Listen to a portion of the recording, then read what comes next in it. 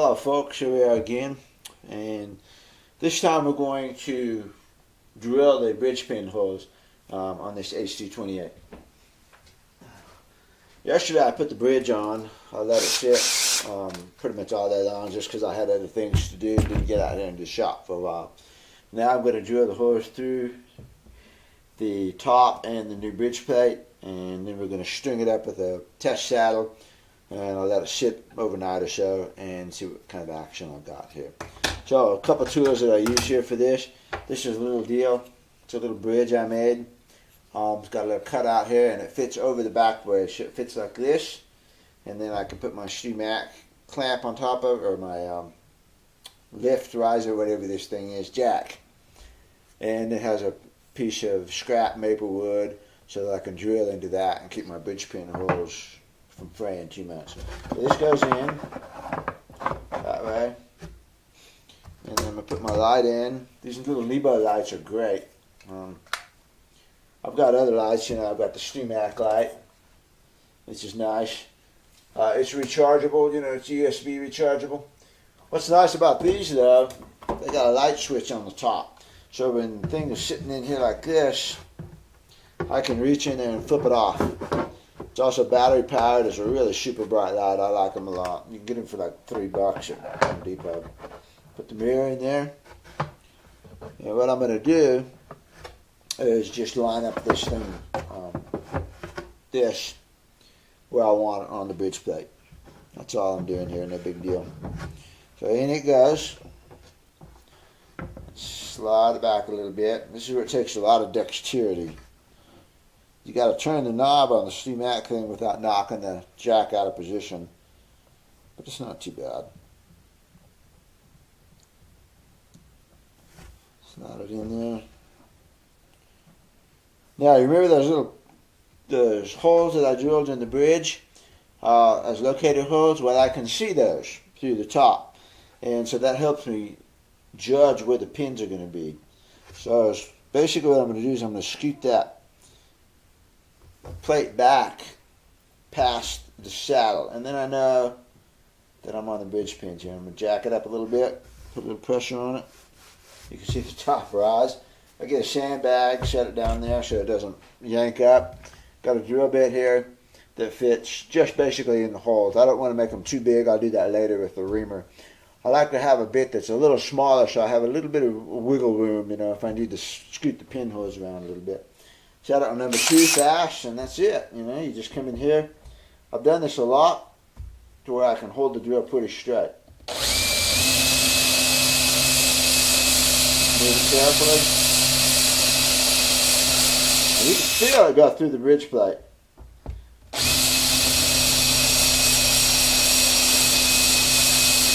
Pay attention, you can see the wood color change color too. It's going to change color from the top to the bridge plate because the top is spruce, the bridge plate is maple.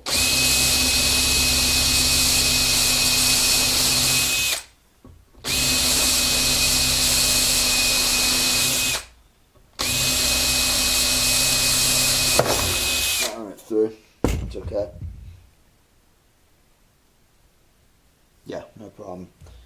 Okay, now a little trick you can use is to let the jack down a little bit, and you can look through here and see if you went through. Like I can see light coming through there. And I didn't go through yet, so I need to drill a little bit more. I think my light's fading. I'm going to get my rechargeable sumac out. The sumac's cool because it's got different intensities of light. There we go. Let that down again. I've got one. I got them all but one. Down with this one. Let's go just a little more. That should probably do it. Yep. Got him. Okay. Pull that out and you can see what happened is my caul broke. So no big deal. Didn't splinter, nothing's wrong. You get a nice sharp drill bit and you shouldn't have too much trouble with splintering. Now that I've got it drilled through, I'm going to ream it out like this a little bit. because it's got to be a certain size for the ball ends to get through.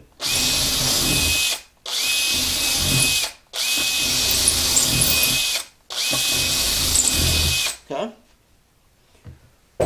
Get the vacuum.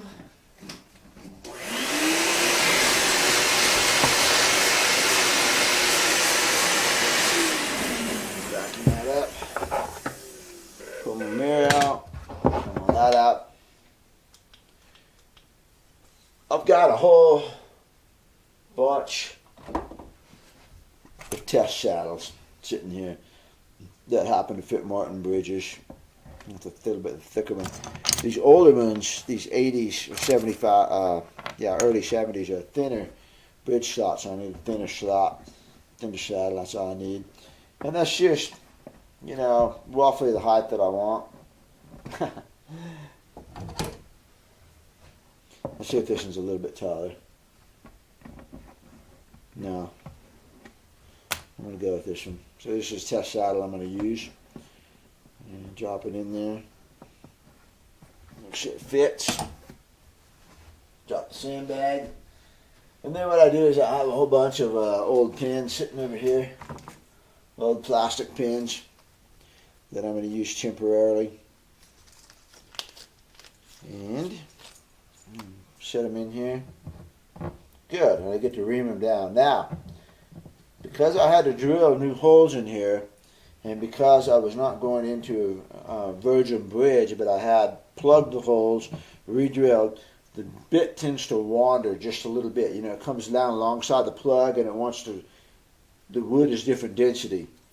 And I don't care how good you clamp it, that bit's going to wander a little bit. So what I'm going to do now is stick the pins in here, and I'm going to use my reamer here and line stuff up by moving it, you know, wobbling it just a little bit with which way I want to go. So here's what we look like with pins in there, and it's actually not too bad. You know, I could shot across the top of them, and I see this one here, the G needs to come back a little bit. Another way to do it, and you know, your eye is pretty good. If it looks good, then it is good. But you can get a ruler, and you can lay it down here at the base of the pins, and you can check. And yeah, the G needs to come back just a little bit. So I'm gonna go ahead and fit these.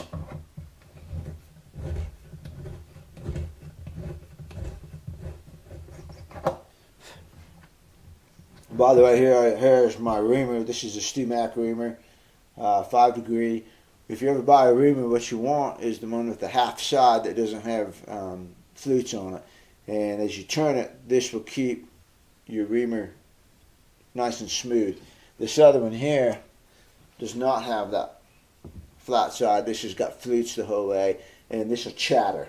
I use this one on a fresh bridge to get the holes approximate. And then I come in. This one's slower. You know, the full flutes are faster. But in this case, I want it slow. Also, I can move it this way a little bit if I, want to get everything lined up. I like doing it this way by hand because it does give me a chance to adjust things if they need adjusting. I want that collar sitting down there nice and flush. And I've got one more step for adjustment here, and that's when I countersink the top of it. That'll let the pins sit down just a little bit more. Now I can look back at my reamer too, and I can check it against this pin. So I'm going to go ahead and ream this down. I've done this so much that I can get a feel for the reamer as to where that pin's going to be. You can usually get it pretty close. Otherwise, I know how far the reamer goes down. I always turn it backwards too. Wiggle it around, and that seems to smooth it out. And it's too tight. That'll happen. A little more. You don't want your pins too tight. One right there. Okay? Okay, the D's coming, and remember the G is the one that needs to scoot back a little bit. Let me step back and look at that reamer. Looks pretty good.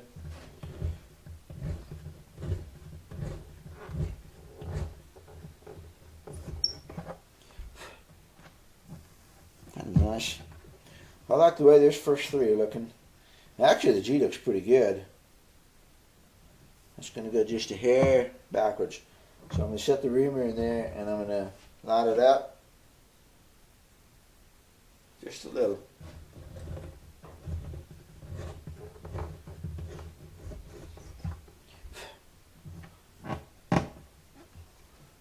Yeah, looks good. I like that. It's just a little tight. Did you hear it squeak? I'm going to go ahead and give it just a little bit more turn.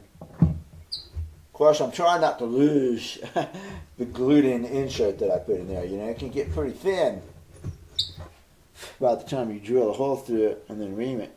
There's not much of the fill left. Okay, that's looking pretty decent. I think the B needs to go forward a little bit, really. I'm going to put a little pressure on the front of this reamer to make it lean forward. And I like that.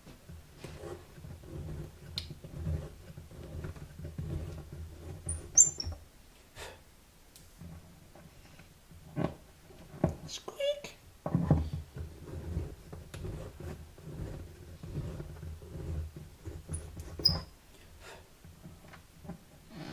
Okay. It's looking pretty good. Looking pretty good. This one's pretty straight, maybe just forward just a little bit.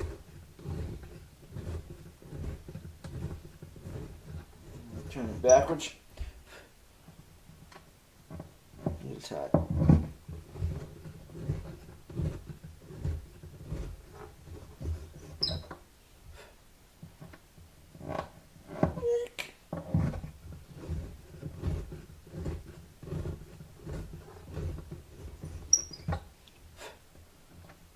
Okay. I like that. Looks good. Looks good. Looks even. And we now have 2 1/4 inch bridge spacing. There's a test saddle. Bridge is glued on in the correct place, and you can see the scar. You know, it's not looking that bad. I wish it was a little bit better, but you know, it's not bad. By the time it gets the strings on here, that's going to be a lot more invisible than you think right now. Okay, now I always slot bridges, but I'm not going to bother. I'm not going to bother with slotting them right now. That'd be one of the last things I'm going to do. I've got just a few little splinters in here from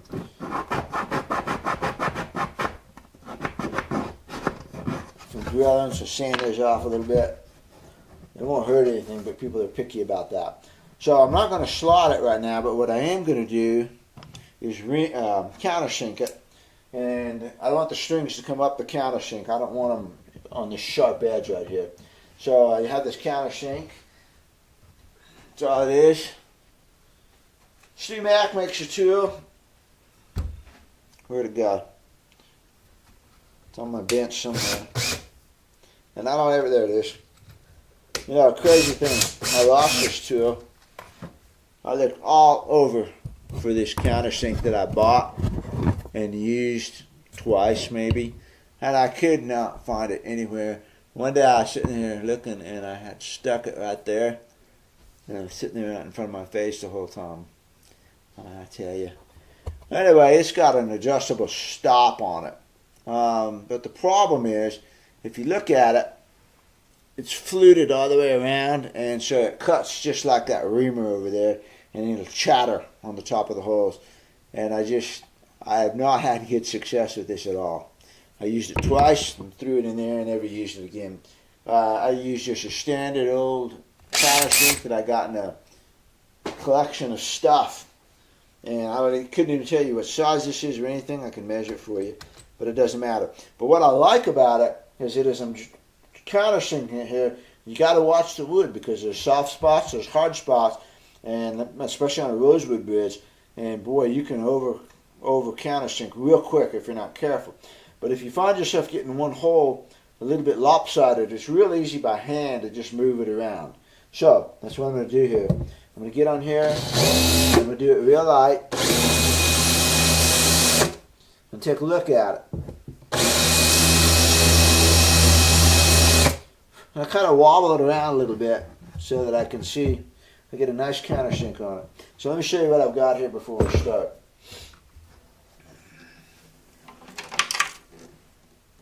Okay, well, one hole is countersunk, the other hole is a square edge. The square edge is ugly for one thing.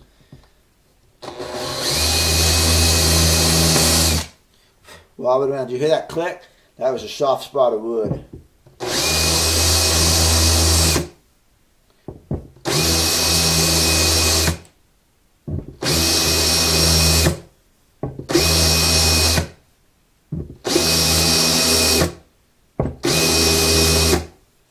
Obviously, you got to be careful of the guitar topper. If you're not comfortable doing this, get yourself a guard and put it up there.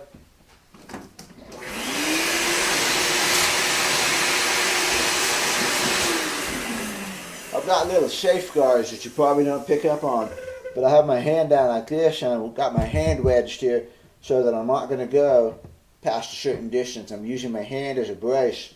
You know, I'm not doing free hand or anything like that. Use your head like this and brace that drill so that if you slip, you're propped up. I've never had a slip. So, okay. Now I can take put it in the hand tool, and I just spin it backwards a couple times. Smooths it out. Spin it both ways. Just taking a little burr off. That's all. Okay. Now when you put the pins back in there, they're going to go down a little bit further, which is fine. I don't mind that. Don't mind that at all. That gives me one last chance to get these seated.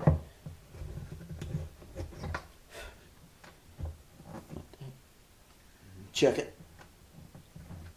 A bit more.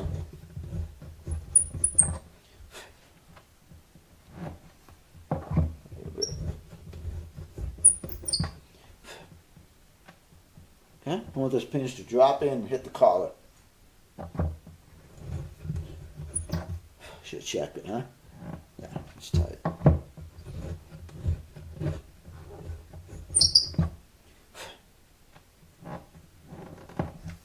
A little tight there. These are not my final pins, but I have used these pins so often that I know about where they need to be.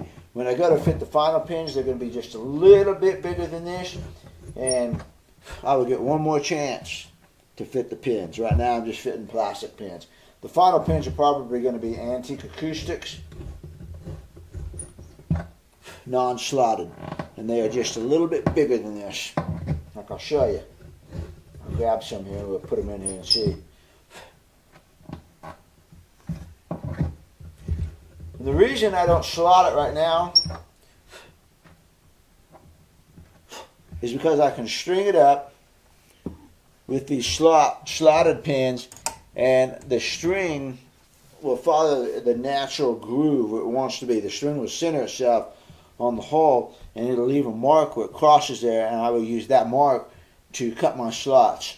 If I decide that I need to cut like the ease in or out just a hair, I can use that string mark as a kind of a guide to make my slot different. So here's, looks pretty good. I think I got a pretty good line, but here's some antique acoustics. Alright, antique acoustic white. And they're going to be just a little bit bigger.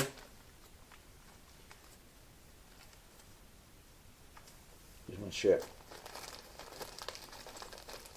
This bag's shut. Come on. Here we go. Spill a couple of them. Let's take 3, 2.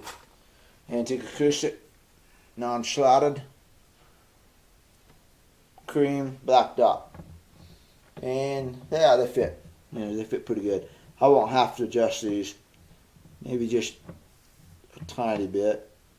They fit pretty good. And you can put the pin in there too, and you can kind of wobble it and see if it wobbles. Should be a pretty nice fit, and it is. So I'll have to do minimal touch-up, if any, when it comes time to fit the final pins. So once again, I just wait to do the slotting until I've actually had it strung up with strings. Let the strings show me where they need to go. Okay, so let's string this guitar up. And it's going to need a neck reset, and so I'm going to see what I have on it. First thing I'm going to do, just for fun, before I even string it up, I'm going to take my straight edge here, and I'm going to run it down, and it's hitting well below the bridge. When it doesn't have any tension at all on it, it ought to actually at this point almost hit the top of the saddle. A lot of people will do the neck resets to where it hits the top of the bridge at rest, and that's not enough. It's got to be 100 thousandths of an inch above the bridge in order to pull down. So I can tell you this guitar is going to need a pretty good, substantial neck reset. But I want to know how much. So, okay, that's what I'm going to do. I'm going to string it up. But before I string it up, I lied to you. Before I actually string it up, I'm going to put some frets in it here because it needs 1, 2, 3, 4, 5 frets. I talked about the frets in the other video. And I'm going to go ahead and do the frets before I string it up because I know I'm going to have to do them. So I might as well do them now and get that done with because it's not that big of a long job, you know. And then I can cut a new nut at the same time so I can string it up with the good frets, the new nut, and then see what I got. So I think I will then show you how to pull frets, okay? So let's do that. So you get an unexpected bonus. So soldering iron, okay? Just a standard oil soldering iron that I use for this purpose only. The tip is black from not being used as a soldering iron. When you use it as a soldering iron, they're supposed to keep it clean and keep it tinned and all that. But I don't use it as a soldering iron. It's my fretting deal. So I let it heat up. Number 1 tool, small pair. Fret pullers, Stu Mac. These are some of the first tools I bought. The fret pullers and the fret cutters. And then real quick like, I bought these, which are the end nippers, which I'm not going to use on this guitar. But you use these for bound fretboards.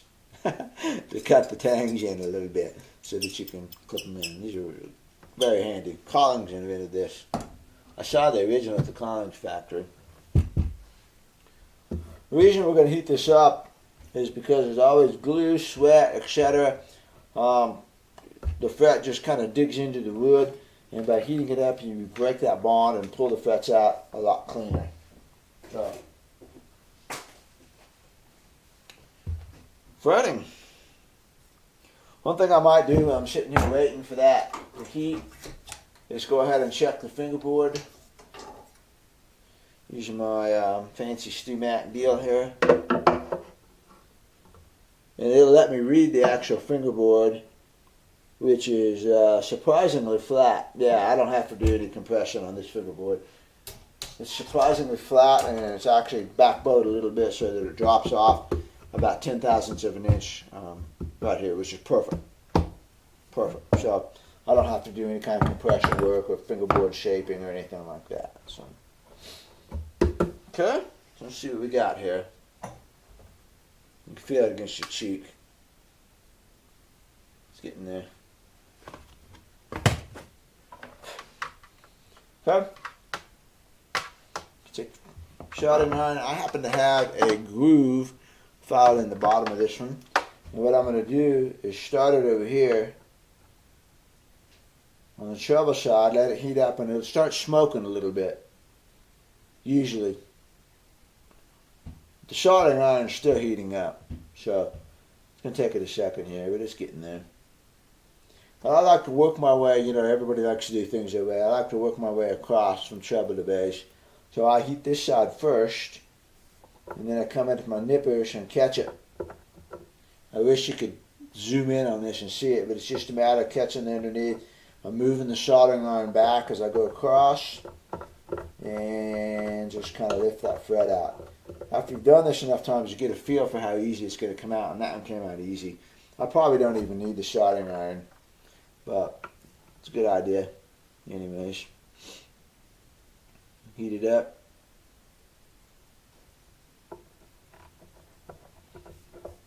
Yeah, it's just coming out easy. Plop. 5 frets. Here we go. Now it's getting hot.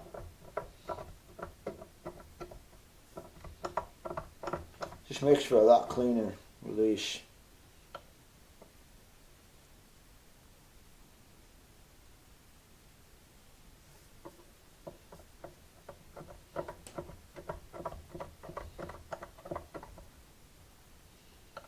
Number 4, number 5 coming up.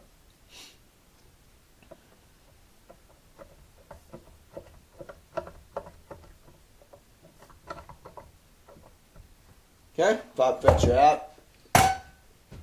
Leave my soldering iron in for a minute, and I'm going to get my feeler gauge. I'm going to measure these, see how high they are, how worn they are.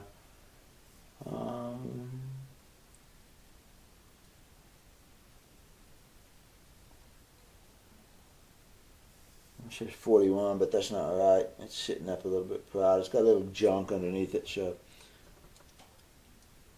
40. Oh. Okay.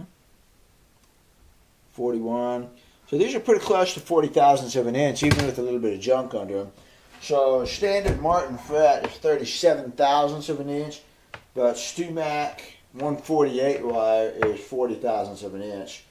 Jeshkar 4380 wire is 43 thousandths of an inch. I don't want to go that high because it'd be too much of a step off over here.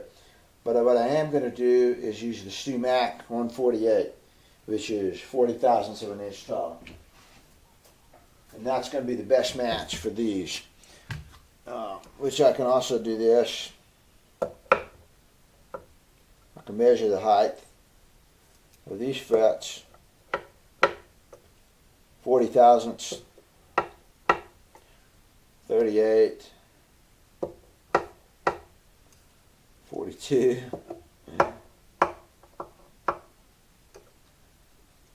33, 40, yeah. About 40 thousandths of an inch, and I'm getting some variations here, so I'll have to watch that. Now, I've got these ridges here where the stuff was underneath them, so I'm just going to get a small sanding block, 220 grit sandpaper on it, and just sand those off. Not much sanding. I'm not taking wood off or anything here. I'm just knocking down those high points. Like that.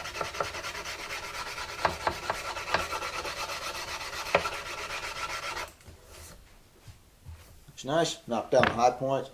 Get me a gray Brillo pad. You know, this comes in different grits: the green, the gray, and then the white. I'm just going to use a gray. Smooth that off where I sanded it. You can go cross grain too, and then straighten it up. This pad's getting a little bit worn, so I'm going to double it up under my hand here.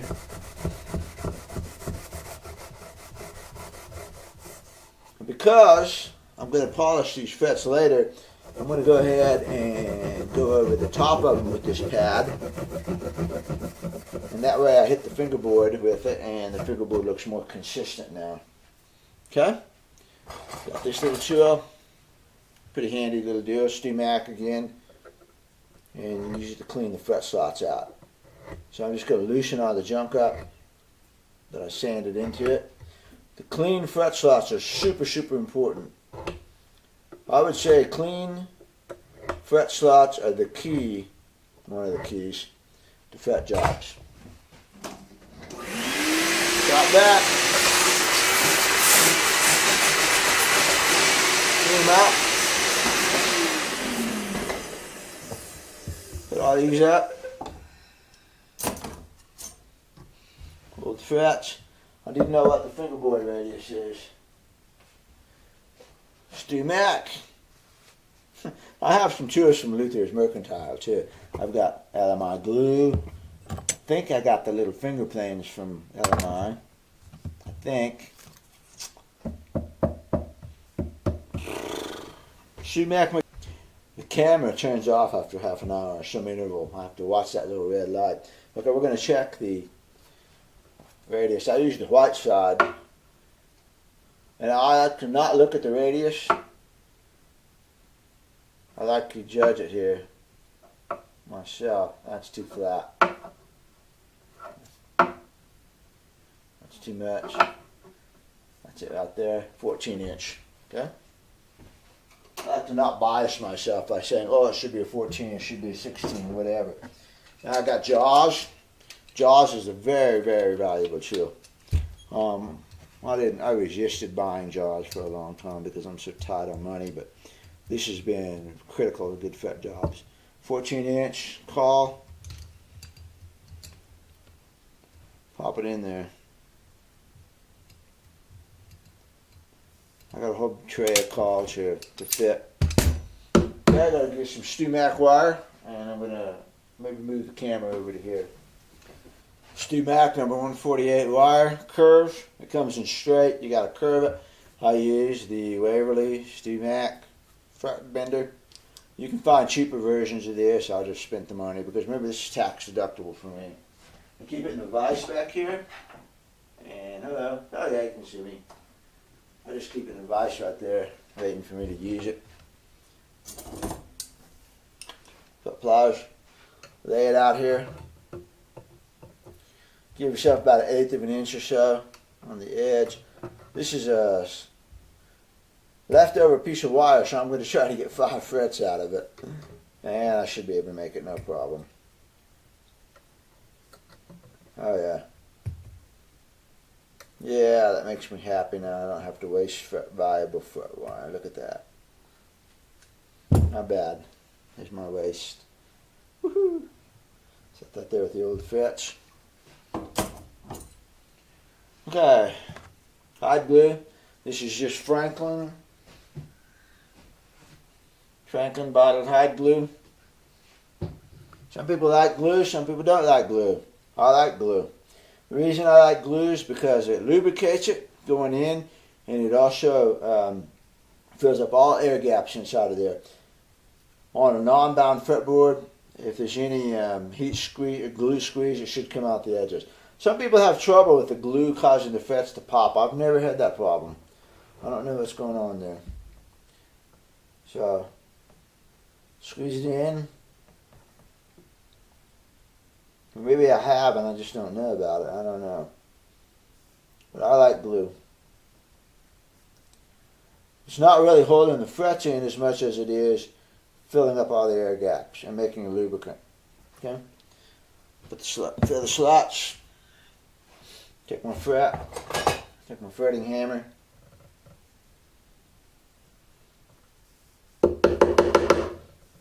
Tap it in.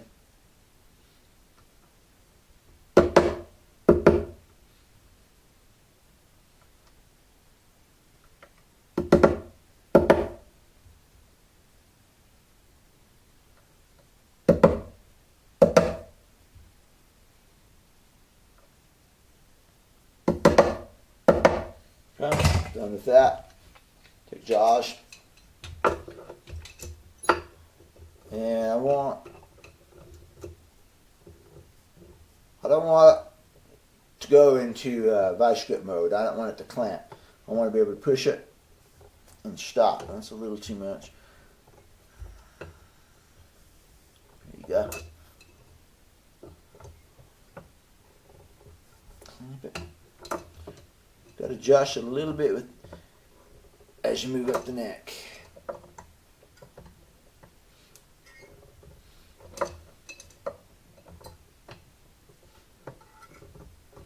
You can use Jaws up to about the 10th fret, and then you better be careful because you'll start hitting this and the edges of it will put dents. Don't ask me how I know. It's one of the things I learned the hard way. So I go up to the 10th fret with Jaws, and then I move this sandbag up here, and I do it the traditional way where I tap it in. I've got the other Jaws too with the clamp, the long clamp thing, and they don't work. This for me. This is the only one that works. The other ones, you know, got the screws and everything's getting wobbled around, and they don't work for me. By the time you get up in here, you've got a little bit more leeway as far as the fret crown and all that sort of thing, the grip radius. You get to the 10th fret, you get them nice and even up to that point, you're in good shape. Clean off my glue. It's just a damp towel here, no big deal.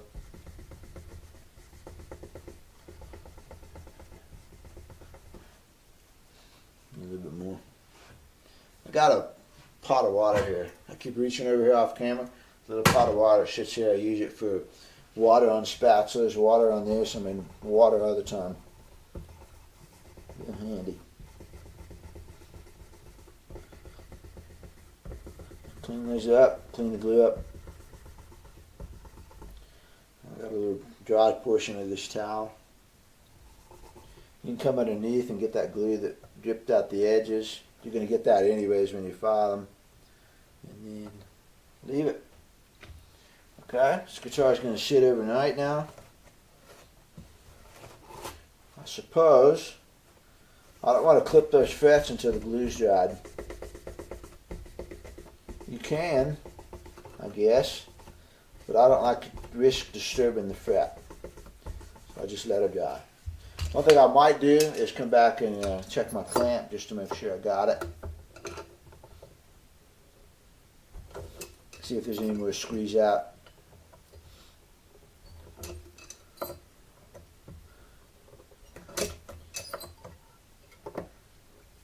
Good. I've never had this put dents in the back of the neck. Obviously, you can't muscle it. I did replace the stock felt pad with a leather pad that's bigger than the clamp because I had a little bit of issue with it rolling and the hard plastic touching. I didn't want that, obviously. So I did make that modification to it long time ago. I'll tell you that Jaws is the key for me to good fretwork. It really has helped me a lot. I get very even, consistent frets here.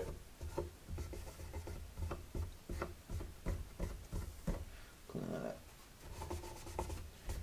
Okay. I guess one more thing while we're here. I have your attention. Let's take the nut off. This is my micarta nut. Doesn't look to me like it's ever been off. Maybe it has. I might see a little bit of a shim under there. Yeah, it might have been off. Yeah, it's been off. I can see where the nut's broken at the back. That makes my life easier. But I'll take my X-Acto knife here and flip the blade backwards so it's like this. See, I'm not using the blade, I'm using the back of the tip. And set it up against the nut, put my finger on it, and drag it. That breaks the finish back there. Do the same thing over here. And notice how I brace it with my hands. Drag it across the finish, drag it across the finish right here. Got it. One of the very first jobs I did,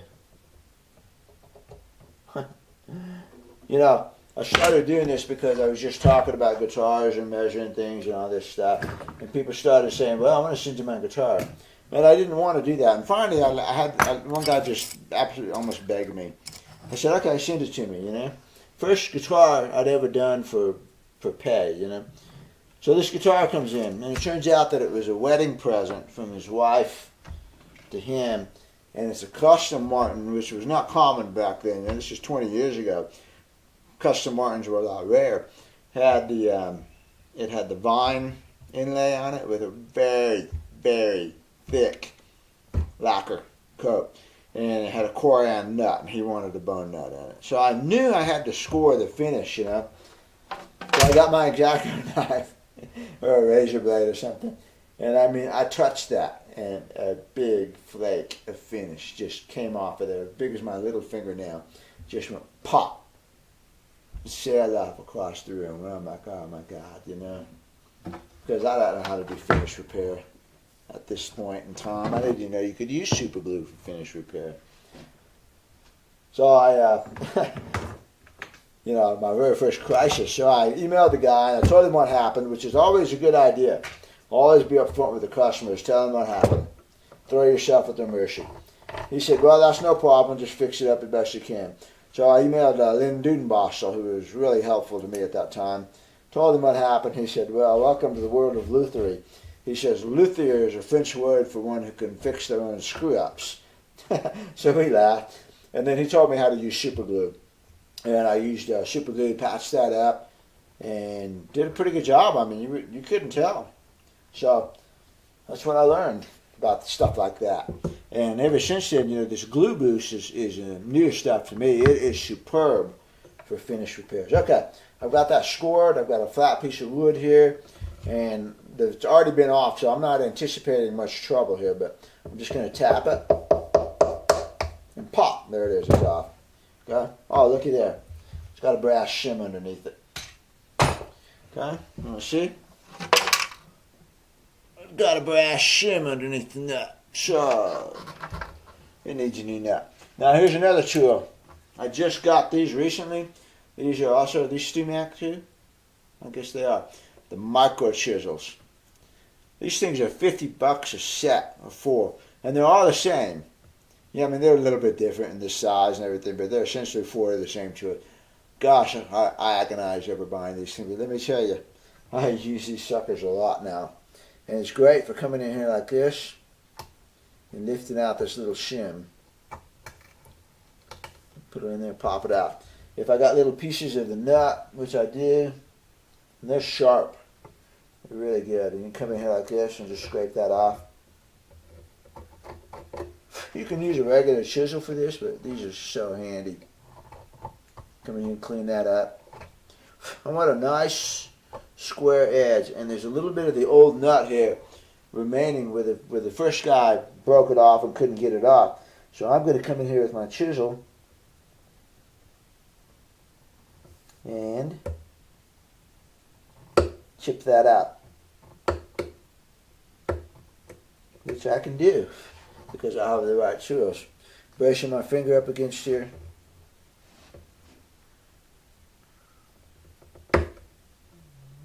Glue it in there.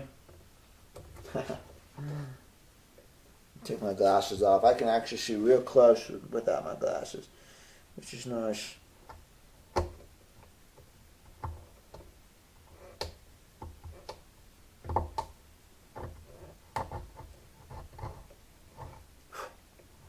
Okay, clean that up. Handy little tool. Okay, now what I'll do is I'll fit a nut. I might even go ahead and do the nut because I've got the frets to, describe it. Where's my pencil? I've got a half flat pencil here, and then I'll make my nut blank, and I'll put the pencil up here and scribe my line. It's getting short. I have to make a new one. I've got another one here. Half line. Not about there. I'll scribe my line, scribe lines here, and then I'll cut the nut. But that's another video. So here's the original micarta nut. I'll go throw it in the case. Okay, that's it for today.